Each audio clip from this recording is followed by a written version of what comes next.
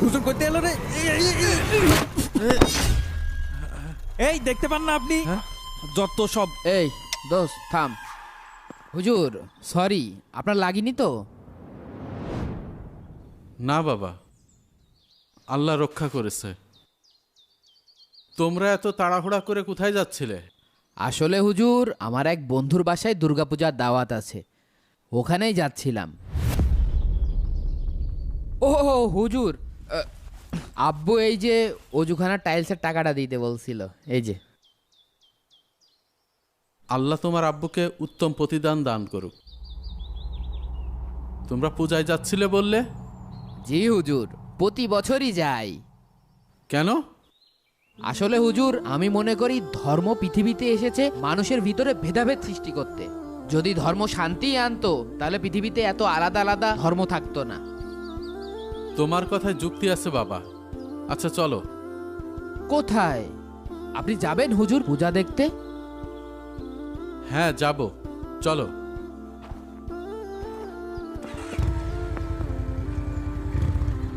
হুজুর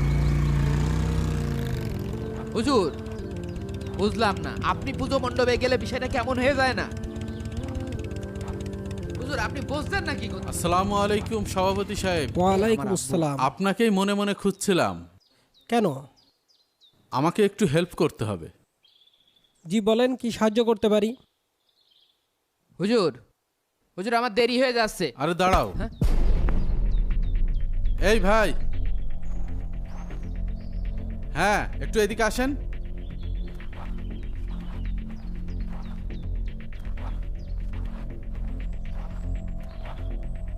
বাবা ফাহিম, তোমাকে একটা অফার দিতে চাই। আমাকে? হ্যাঁ। কি অফার হুজুর?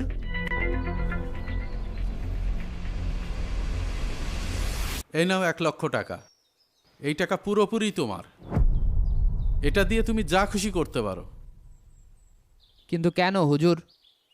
শর্ত শুধু একটাই, তোমার আব্বুর সামনে এই লোকটাকে আব্বু বলে ডাকতে হবে। হুজুর আপনি এটা কি বললেন? আপনি কি পাগল হয়ে গেছেন? আমার বাবার সামনে অন্য আরেকজনকে টাকার জন্য আমি আব্বু বলে ডাকবো?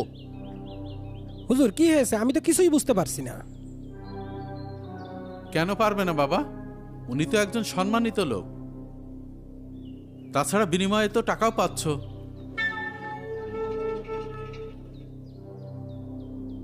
কও কও, আব্বা কও।